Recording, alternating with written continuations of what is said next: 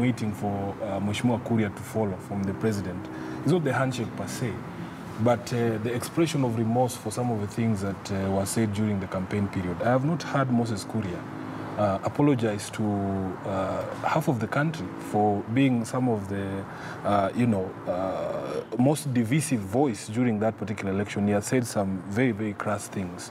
And I wish that he would follow that example. Number two, those of us who observed the so-called camaraderie between William Ruto and President Kenyatta during the first term, we knew that we could see that they were trying too hard. I mean, it was not something that was genuine. So that even when people say that it has gone away, I mean, it was never there in the first place. All that showmanship that they try to put up, that they call each other brother, wear same ties and same suits and matching shirts, all that was a bit forced for some close observers like ourselves. And we knew that President Kenyatta was essentially a hostage of William Ruto. Because what William Ruto does, and does very well, is take hostages. It is always a relationship that is backed by a certain threat that is unsaid.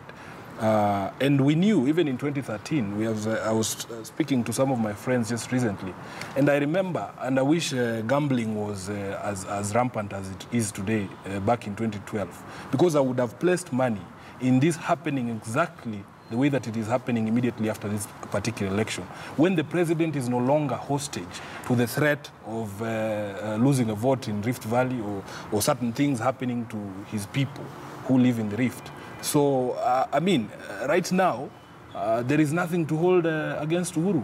He should be able to do the things that he wants to do. Okay. We have sat here for the past 5 years saying that, for instance, in the war against corruption, what was lacking was political will. I have sat in this same chair and said that if Uhuru wanted to fight corruption, he would. Yeah. So we are seeing at least steps.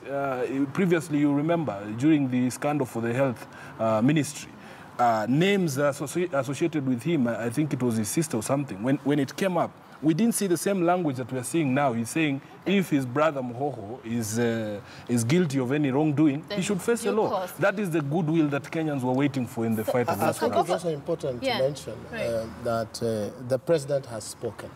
I think it was last week.